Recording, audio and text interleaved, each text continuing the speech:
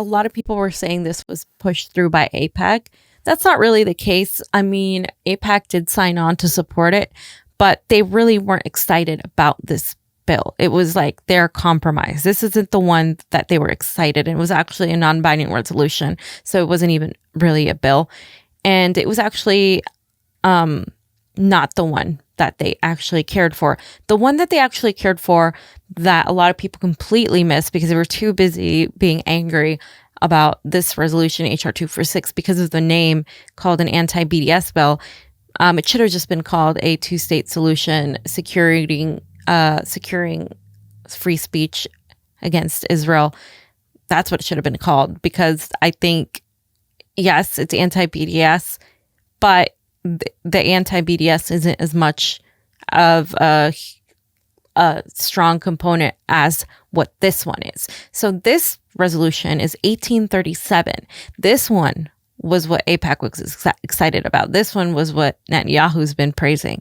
This one was the United States-Israel Cooperation Enhancement and Regional Security Act. The bill passed the House vote on July 24th, 2019, and was received in the Senate. This one is where the AIPAC component lies. Again, this one had 292 co-sponsors. And let me read who some of these people are. Some of these supposed progressives and some of these people you may know. Mike Levin, Connor Lamb, Ted Lute, Debbie Wasserman Schultz, Eric Solwell, Ro Khanna, Jim Costa, Katie Porter, Katie Hill, Tony Cardenas, Harley Rauda, Nanette Berrigan, Chris Pappas, and Jimmy Gomez. So among many of these names, a lot of them are from California. Surprise. Let's look at the obvious thing here. Tulsi did not vote for this. And how did she not vote for this? Okay, so whenever someone co-sponsors a bill, it is automatically a yay vote, because you're not going to co-sponsor something you are not going to vote for. So to those who did not co-sponsor, those are nays. Now, they allowed it to go to a voice vote, but it didn't matter because it was irrelevant. They could have forced a voice vote, but it wouldn't have made a difference because so many people were in favor. I believe there was only one voice vote that went through. So what does this do? So this is far worse than the non-binding resolution of 246. This increases military assistance to Israel with no oversight. There has been zero mentions in media outside of the CONVO Couch, MCSC Network, and Jimmy Dore. Literally nobody else has been talking about this. Everybody else has been trying to cancel Ro Khanna, Ayanna Pressley, and Tulsi Gabbard. And I'm not defending their vote, but I'm simply saying, look, the anger is misdirected here. We should be angry at these people for voting for this. And now that it goes to the Senate, we need to make sure to call our senators, because let's face it, the majority of the Senate is Republican and they're absolutely going to pass this. So this is where the outrage should lie, because this is our taxpayer money going directly to fund Israel, to fund the military, to let them use anything they need, to assist them in anything they need for their security, which translates to bombing Palestinians. And that's where our money is going. And I think that's where the outrage should be. This is a little bit of the document. So it's called Enhancement Cooperation Between the United States and Israel, Title I. And it just kind of goes through what they mean. The coordinator of U.S. Israel Research and Development, cooperation on directed energy capabilities, cooperation on cybersecurity, report on the potential benefits and impact to the United States of establishing a joint United States-Israel Cybersecurity Center of Excellence. I mean, these are dangerous things that we should not be putting our money in. And it basically gives Congress, not only Congress, but the president, Donald Trump. This gives Donald Trump the ability to just do whatever he wants and give Israel whatever they need.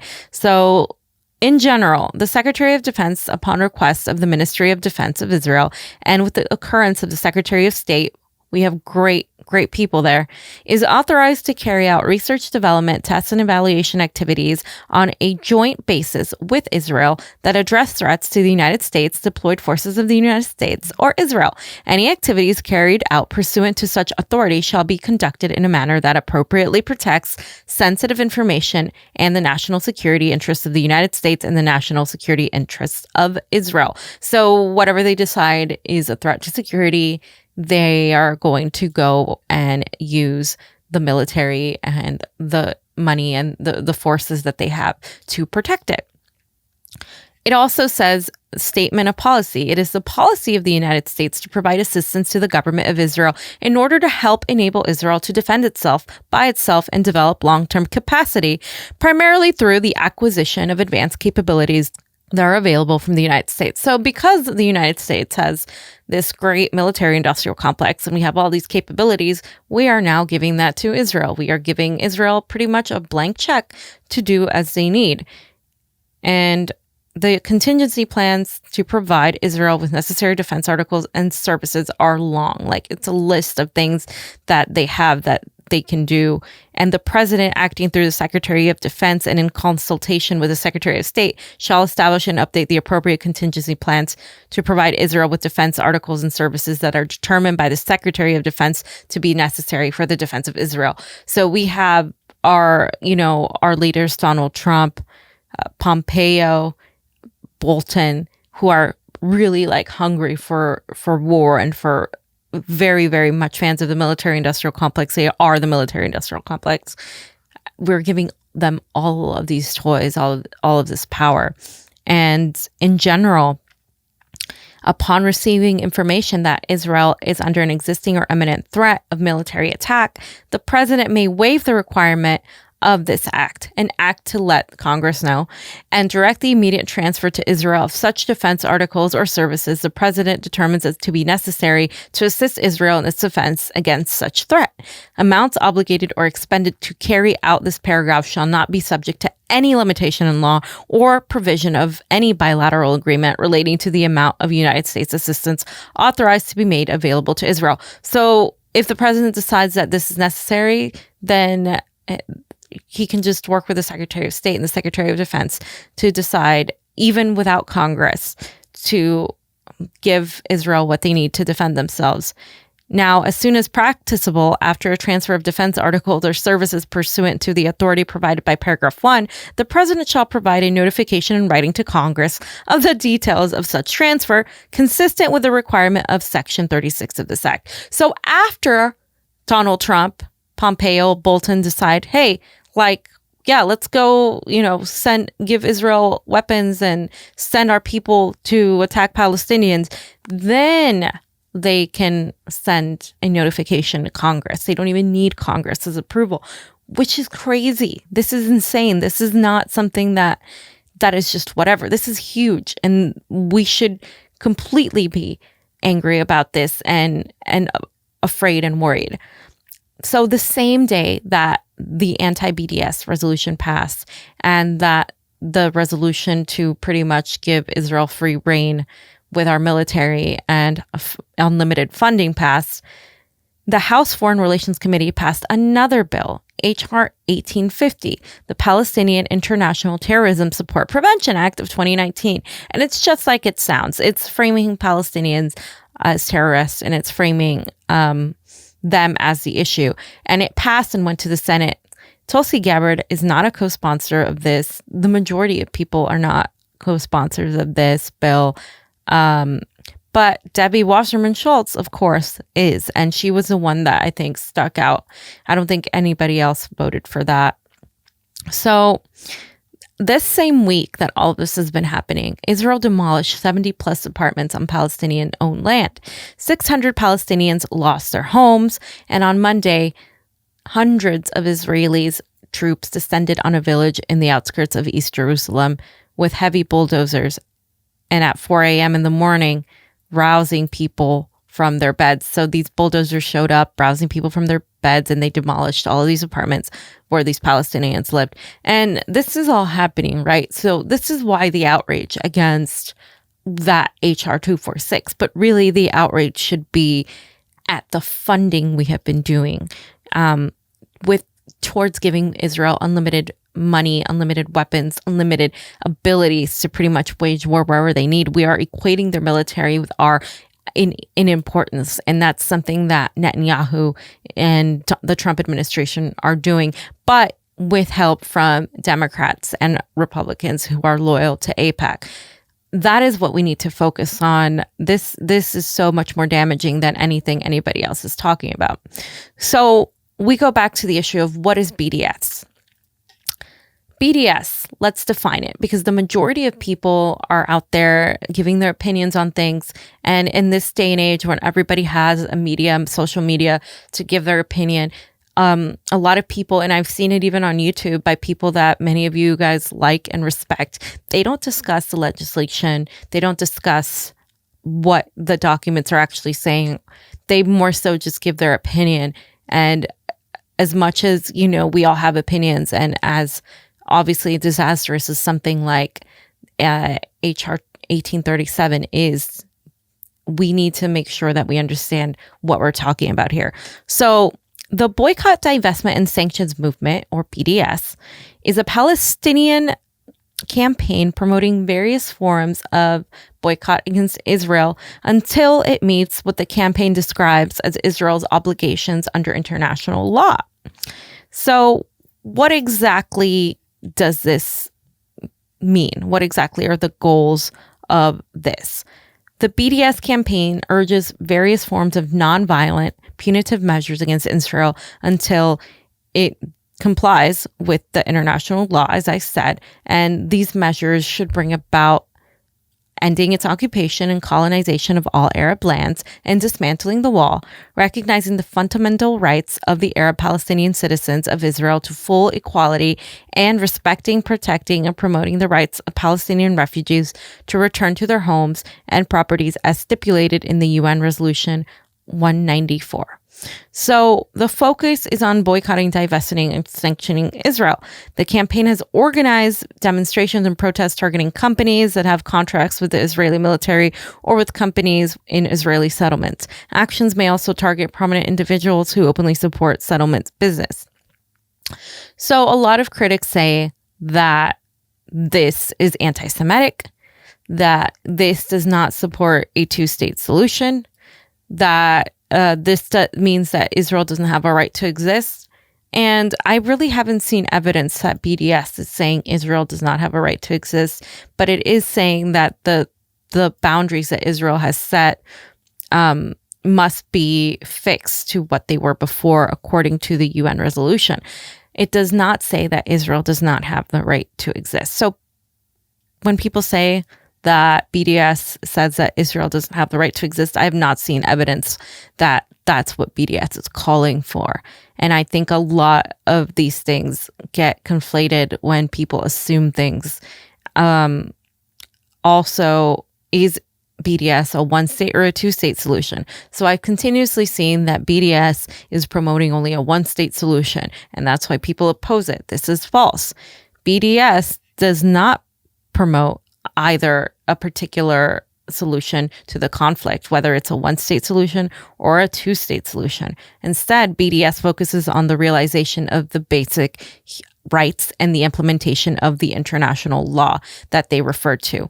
So the information that people who are anti-BDS are giving is false, because BDS isn't saying that we want a one-state or a two-state solution.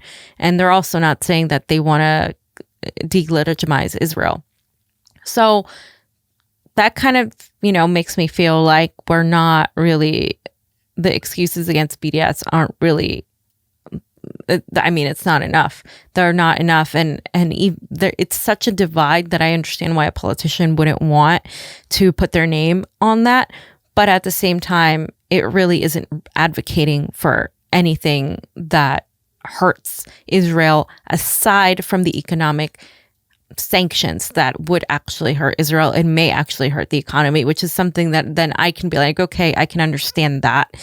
I can understand that the way they are targeting anybody that works with Israel is going to end up hurting people who are innocent, and that is a fact. So as Israeli corporations, institutions, and organizations become isolated or suffer setbacks due to the international BDS campaigns, Israel, including business and society, will find it more difficult to maintain its oppression of Palestinians. So they believe by basically like crushing them economically, Israel is going to stop oppressing Palestinians. Each BDS success generates media attention and shines a light on the Palestinian struggle for rights. The BDS movement is leading a tidal change in perceptions and approaches to Israel's regime of oppression. So all this information, of course, is from the BDS.net, where they basically are talking about what BDS is and what they want. And again, I haven't seen anything that says that Israel is just going to cease to exist. The growth and success of the BDS movement sends a clear message of hope and inspiration to the Palestinians and others that public opinion is increasingly supportive of the Palestinian people. The Israeli government now recognizes the potential of the BDS movement as a strategic threat to its unjust system. So from their point of view, BDS is the one thing that can stop Israel from hurting Palestinians. And in a way, when you boycott and divest and sanction from a country, as we have done to multiple countries, Venezuela, Cuba, I could go on, it does hurt them economically, and we do force them to pretty much give in, and a lot of these countries haven't given in, which is why they're in the situation they're in. But we won't do it to Israel. And that's kind of a double standard to me, because I'm not for sanctions, obviously. I'm not for doing that to anybody. But here is Israel, and they're doing horrible, horrible things to people. Where is our humanitarian aid, right, that we speak about? Where is that? And it's the same thing with Saudi Arabia. It's the same thing to what they're doing to people in Yemen. It's the same thing to what they're doing to Palestinians here. We only go after people that would benefit us. We're not going to go after Israel. We're not going to hold them accountable. And it's understandable why people are so angry that the majority of our Congress and the majority of our government is so anti-BDS, because Israel needs to be held accountable for the crimes they're committing. So what has the BDS movement achieved so far? Thanks to the strategic campaigning of people and organizations all over the world, the global BDS movement is having a real impact. For example, BDS was a major factor behind the 46% drop in foreign direct investment in Israel in 2014. According to a UN report, a Rand Corporation study predicts BDS could reduce Israel's GDP by 1% to 2% annually over the next 10 years, while a World Bank report reveals that Israel's exports to Palestinian economy have dropped 24% in the first quarter of 2015. Academic associations and student unions, most notably in the US, Canada, South Africa, and the UK, now support BDS. A number of churches have divested from companies involved in Israel's occupation. So this is kind of their point of view as to how this is working in a way, and why people should join the BDS movement and support. So because Israel regards BDS as a threat and it's ongoing on its oppression of Palestinians, some Israelis are calling for modest changes to Israeli policy. So again, this is leading to some changes to Israeli policy. And that's exactly what the Palestinian people want, because they want to regain some of their freedoms that have been completely wiped out by the occupation. A recent poll of Palestinian public opinion in the OPT, conducted by the Palestinian Center for Policy and Survey Research, shows 86% support BDS. So 86% of Palestinians are supportive of BDS. So they compare this boycott to the apartheid in South Africa. So in South Africa, like in South Africa, the BDS movement calls for the boycott of Israel's entire regime of oppression, including all of Israel's companies, institutions that are involved in its violation of international law. BDS does not target identity. It strictly targets companies and institutions based on complicity in denying Palestinian rights. For example, they call for a boycott on all Israeli fruit and vegetables, regardless of whether they are grown inside Israel or in an illegal Israeli settlement, because of all Israeli agricultural businesses are involved in human rights violations. They also call for a boycott of all Israeli universities because they are implicated to various degrees in the design, implementation, justification, or whitewash of Israel's crimes against Palestinians. But the problem with this is that the apartheid in South Africa was a very different situation. Multiple nations, including Cuba and the United States, as well as England, were fighting for various sides. Boycotts and sanctions alone did not end the apartheid. Critics say that this will also hurt the economy and that they are not for the delegitimization of Israel, though, again, this has not been explicitly stated by BDS either. Of course, BDS has stated that the economy of Israel would be hurt, but it doesn't state that Israel would cease to exist. Representative John Lewis, a progressive congressperson, supports Ilhan's right to boycott, and he supported Ilhan's resolution. However, he also voted to condemn the boycott of divestment sanction movement aimed at Israel. So even though John Lewis supported Ilhan Omar, just like Tulsi Gabbard, he does not believe that BDS is the way to go because mainly of the economic issues that this would cause, and also the fact that they want to keep a two-state solution on the table, which again, either they're not informed or they are pretending they're not informed, because that's just it. It doesn't. BDS does not say that a two-state solution or a one-state solution is the solution. They're simply talking about going back to the borders lines that were before Israel occupied. So I think that ultimately this situation is a little bit conflated because a lot of people are saying things that aren't accurate, and the majority of our Congress are saying things that aren't accurate. I have yet to see someone on BDS say that Israel is going to be non-existent because of it, and I haven't seen proof of that. That's their intent. They simply want Palestinian rights to be restored. They simply want parts of their home back. And a lot of people have realized that a two-state solution isn't even viable anymore because Israel has put illegal settlements on the Palestinian side. So it's kind of problematic when there are things being said that aren't true. A one-state solution is also something that some people don't agree with because they are going to be in one country and there's just too much tension going on between the two to actually work together. But of course, a lot of people who do advocate for BDS are advocating for a one-state solution by comparing it to South Africa's apartheid. However, let's be real here. In the United States, it's very unlikely that our Congress is going to support BDS, not only because of the Republicans that are very pro-Israel, but also because of the Democrats that are tied to AIPAC and AIPAC lobbyist money. And it's really, now this is my opinion, it's really frustrating to see how we hold other countries threatened with sanctions and with boycotts, and we crush them economically, but we don't touch Israel, and Israel has yet to be held accountable. And anytime we even say something against Israel, it could be taken as anti-Semitic, even by people we look at as progressives, including Bernie Sanders, who has equated BDS to being anti-Semitic many times, when that's just not the case. And I think all of our Congress people, all of our presidential candidates, including the progressives like Tulsi Gabbard and Bernie Sanders, need to do better in actually reading exactly what BDS does and sitting down and talking to people who support BDS. Now, another solution, because there seems to be no solution to this problem. On either end, people are just continuously arguing.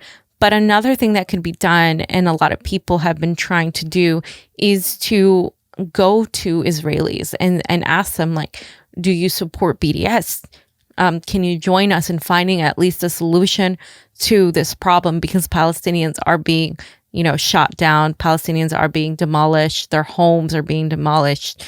It's a state right now that is causing so much chaos and so much frustration between us. And at the same time, the United States needs to not involve themselves, but we are so in bed with Israel that has to stop. The way we are with Israel is unfair to Palestinians. Palestinians don't ever get to tell their side. So personally, I am a supporter of BDS, and I think that those votes against BDS, as symbolic and as almost unimportant, I don't want to say that it was completely unimportant, but they really didn't have a lot of weight, I think what we need to focus on is holding our Congress people accountable and going after them for continuing to funnel money into Israel, which is what actually does the damage, which is what actually helps them go after the Palestinian people unfairly and continues this process. And we need to stop